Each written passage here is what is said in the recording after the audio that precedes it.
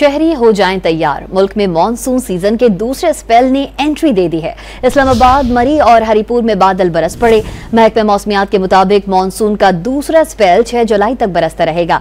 इस सिलसिले में एनडीएमए ने मुख्तलिफ मकामात पर लैंडस्लाइडिंग, ग्लेशियर्स पिघलने और नदी नालों में तोगयानी से खबरदार किया हुआ है। मुल्क के मुख्तलिफ इलाकों में मानसून सीजन के दूसरे स्पेल ने रंग जमाना शुरू कर दिया है। मुल्क के मुख्तलिफ इलाकों में मानसून सीजन के दूसरे स्पेल ने रंग जमाना शुरू कर दिया। वफाकी दारुल हुकूमत में सुबह सवेरे बादल बरसने से एक जानिब शहर बेमिसाल का हुस्न मजीद निखर गया तो दूसरी तरफ मौसम में खुनकी उमड़ आई। मलका कोहिसार मरी में गरज चमक के साथ मौसलाधार बारिश से जल थल एक हो गया।